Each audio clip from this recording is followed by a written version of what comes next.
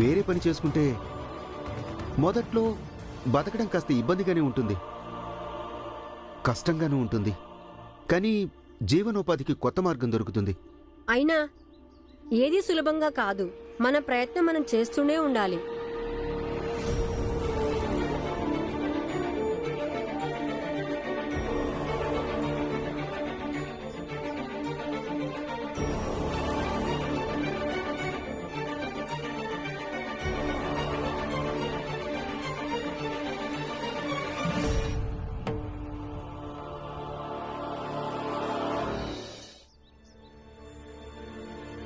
స్వామీజీ, ఇప్పుడు మీరు ఎంత ప్రఖ్యాతిగాంచారంటే మీ పేరు పైకి చెప్పకపోయినా అందరికీ తెలిసిపోతుంది ఇది మీరు చేసిన ఘనకార్యమే అని.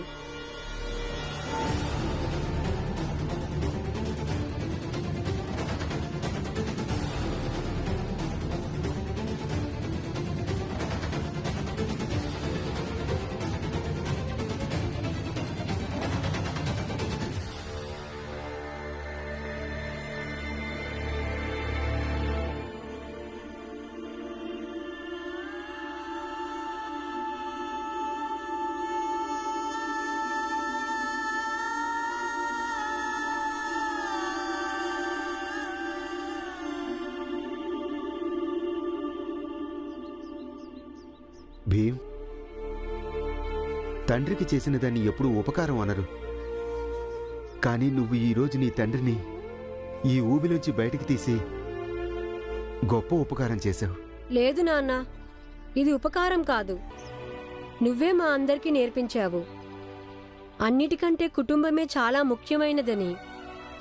దాన్ని రక్షించుకోవటం కుటుంబ సభ్యులందరికీ అన్నిటికంటే పెద్ద ధర్మం అవుతుందని.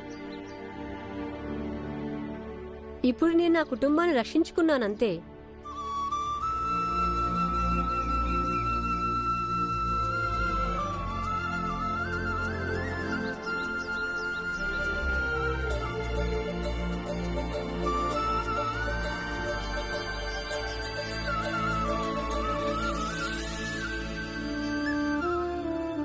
మీ సహాయానికి ధన్యవాదాలు చెప్పి తక్కువ చేయదలుచుకోలేదు.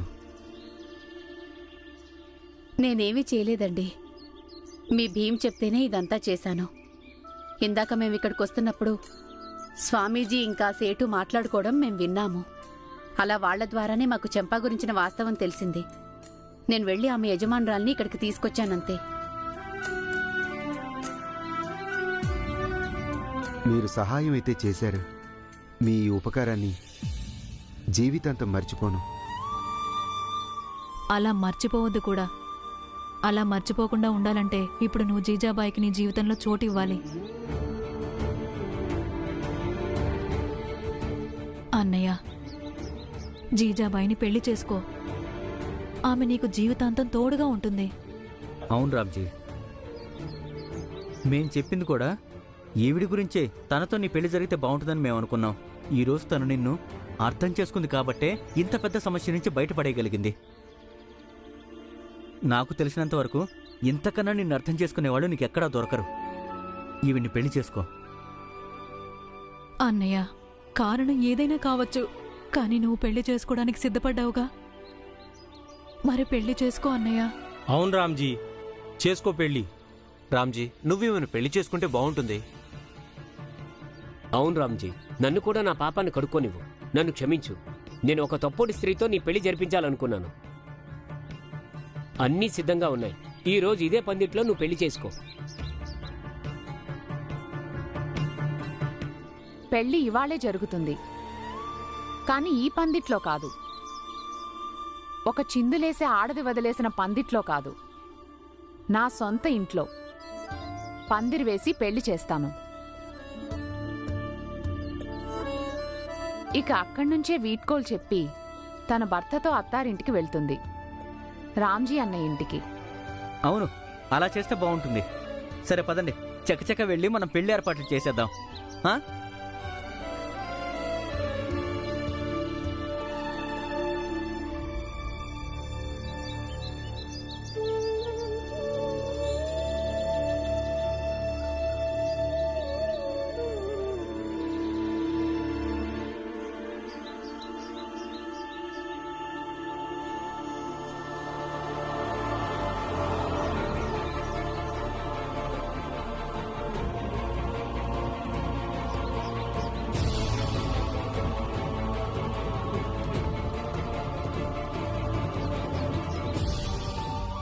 అన్నయ్య, భీమ్ ఇంకా చిన్నపిల్లాడు.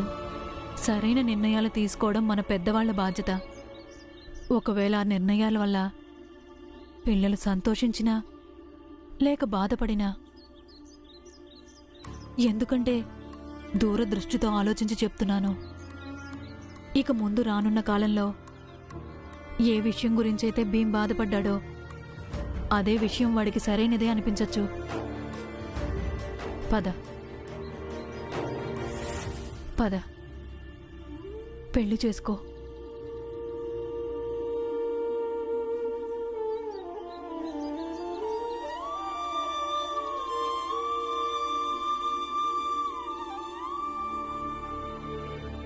రామ్జీ, ఇదిగో ఈ కుర్తా వేసుకో.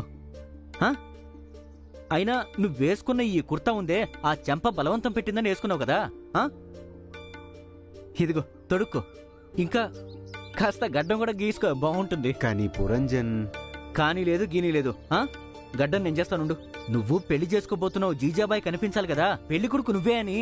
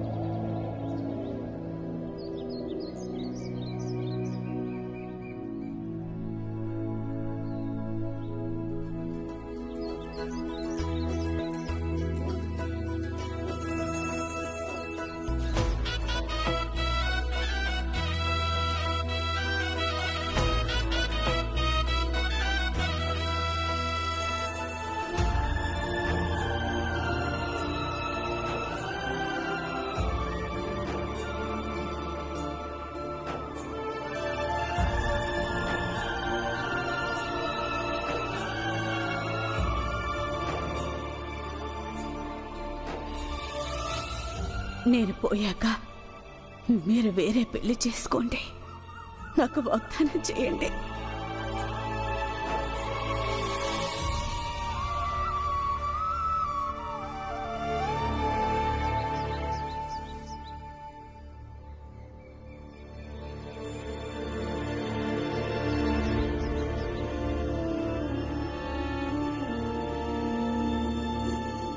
అమ్మా, ఇప్పుడు నువ్వు ఎందుకు ఏడుస్తున్నావు? నాన్నని మరో పెళ్లి చేసుకోమని నువ్వేగా చనిపోయేటప్పుడు ఒట్టు వేయించుకున్నావు, కానీ ఇప్పుడు ఏడుస్తున్నావు.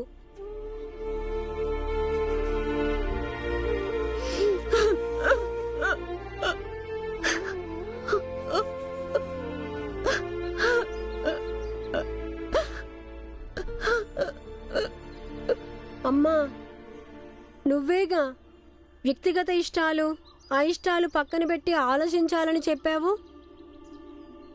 మరి ఇప్పుడు నువ్వే ఏడుస్తున్నావు. ఇప్పుడు నువ్వే ఇలా ఏడిస్తే ఇంకా నన్ను ఎవరు ఓదారుస్తారు? నేను కూడా ఏడుస్తాను ఇప్పుడు.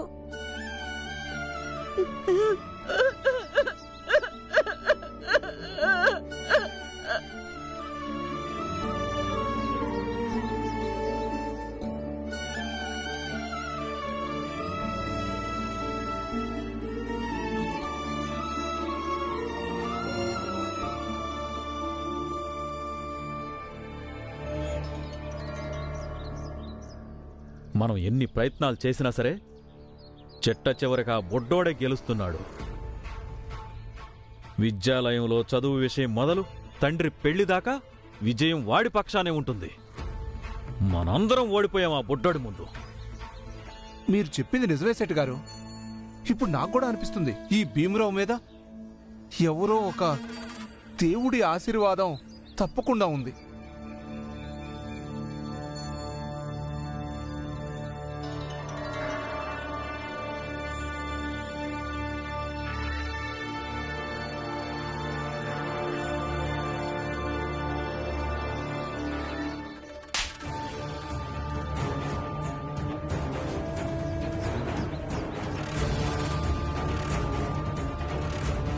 ఆ భగవంతుడి కృప ఎప్పుడూ కూడా చిన్న జాతి వాళ్ల మీద ఉండనే ఉండదు. ఇక ముందు ఎప్పుడూ కూడా ఇలాంటి అప్రాచపు మాటలు మాట్లాడకు. క్షమించండి స్వామి, క్షమించండి. శాంతి. మీరంతా శాంతంగా ఉండండి. సొంత తల్లికి సవతి తల్లికి తేడా ఉంటుంది. ఇప్పుడు ఆ తేడాలోనే ఆ భీమరావు జీవితం పూర్తిగా నలిగిపోతుంది. సరే, చంపా రామ్జీకి రెండో భార్య కాలేకపోయింది, కానీ జీజాబాయి ఆ జీజాబాయి చంపాలాగా మారొచ్చుగా.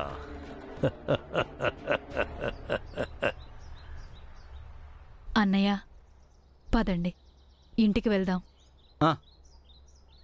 పదండి, అందరం ఇంటికి వెళ్దాం. లేదు, మేం భీమ్ని తీసుకెళ్లకుండా ఇంటికెళ్ళాం. ఇప్పుడు మనం భీమ్ని ఎక్కడ వెతకాలి? వాడెక్కడున్నా వెతకాల్సిందే. సరిగ్గా చెప్పారు మీరు. నేను కూడా మీ వెంట వస్తాను.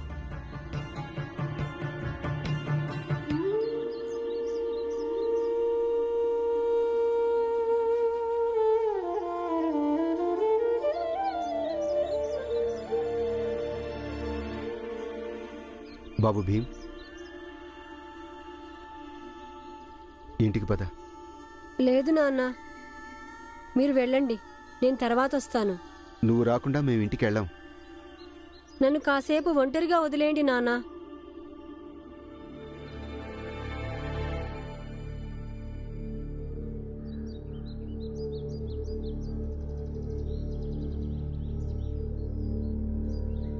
మేము నిన్ను ఒంటరిగా వదిలేయడానికి రాలేదు భీమా. భీమా? భీమా అని నన్ను కేవలం మా అమ్మే పిలుస్తుంది, మీరు పిలవద్దు.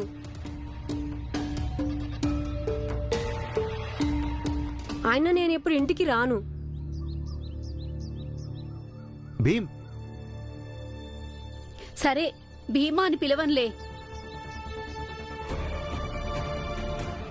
కానీ నాకు కొడుకువే అవుతావుగా. ఆ బంధంతో నిన్ను ఇక్కడ ఒంటరిగా వదిలేయలేను. బాబు భీమ్, అందరి ఆలోచన న్యాయమైంది.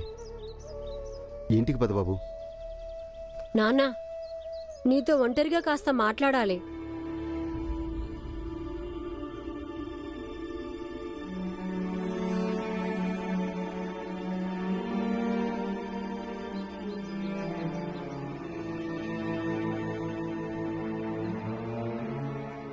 చెప్పు బాబు. ఇక్కడ కాదు.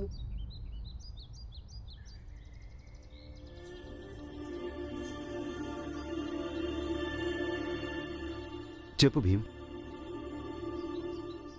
నాన్నా, ఇప్పుడు ఈమెని పెళ్లి చేసుకుని ఇక్కడికి తీసుకొచ్చావు. అందుకని నేను అనుకోవటం లేదు నేను ఆమెతో వాదించాలని.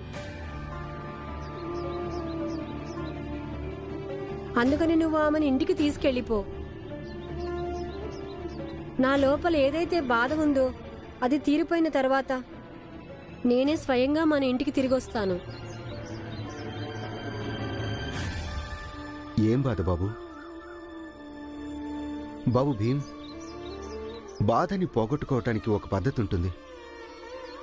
అది బయటికి చెప్పుకోవటం. చెప్పు బాబు. ఇదే ఇవాళ అమ్మ లేని లోటు నాకు బాగా తెలుస్తుంది నాన్న. ఇవాళ ఎందుకు అమ్మ బాగా గుర్తొస్తుంది. ఇప్పుడు ఇంటికి వచ్చాననుకో, అమ్మ లేని ఆ ఇల్లు అంతా శూన్యంగా కనిపిస్తుంది. ఒకవేళ ఇలాగే తిరుగుతూ ఉంటే అప్పుడు అప్పుడు అప్పుడు అమ్మ మధ్య మధ్యలో ఊహల్లో కనిపిస్తూ ఉంటుంది. కానీ బాబు, నాన్న, వేరే వాళ్ళు నన్ను అర్థం చేసుకున్నా చేసుకోకపోయినా కనీసం నువ్వైనా నేను పడే బాధను అర్థం చేసుకో.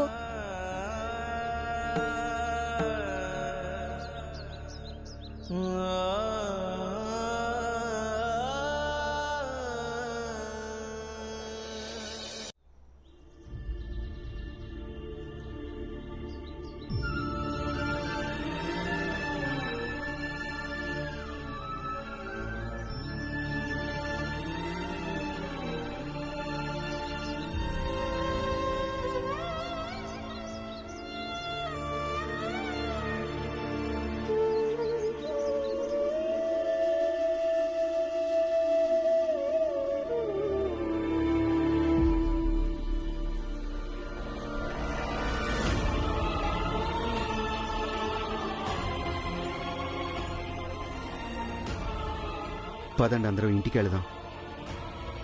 కానీ భీమ్ రాత్రంతా ఎక్కడుంటాడు? వాళ్ళ అమ్మని కలిసి వస్తాడు.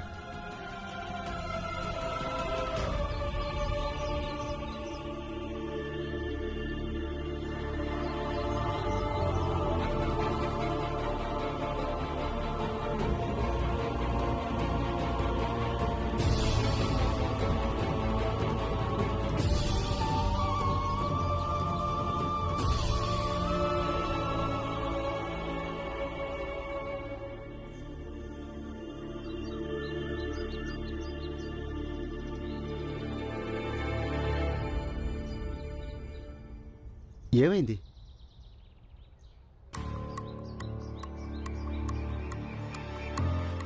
నాకు తెలియదు. నన్ను ఇంటి ఇల్లాలుగా స్వీకరించడానికి మీకు మీ పిల్లలకి అసలు ఎంత ఇష్టం ఉందో తెలియదు. కానీ ఇప్పుడు నేను ఈ ఇంటి ఇల్లాలిని అయిపోయాను. ఆ హోదాలో నాకు హక్కుంటుంది. ఈ ఇంట్లోకి నేను కూడా అలాగే రావాలి. మిగతా కోడళ్ళందరూ మొదటిసారి వాళ్ళ అత్తారింట్లోకి ఎలా వెళ్తారో. అంటే నాకు అర్థం కాలేదు.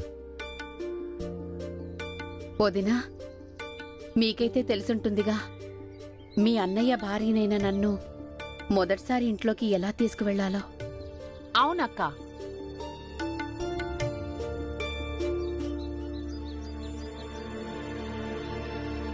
తను సరిగ్గానే చెప్పింది. ఈ విషయంలో నాకు పూర్తిగా నమ్మకం ఉంది. నా కూతురుకు అందాల్సిన ప్రేమ, గౌరవం, అభిమానం అన్నీ సమంగా అందుతాయని. మీరన్నది సబవే. ఆమెకి తగిన గౌరవ మర్యాదలు దొరుకుతాయి. ఈమెకు ఆ హక్కుంది.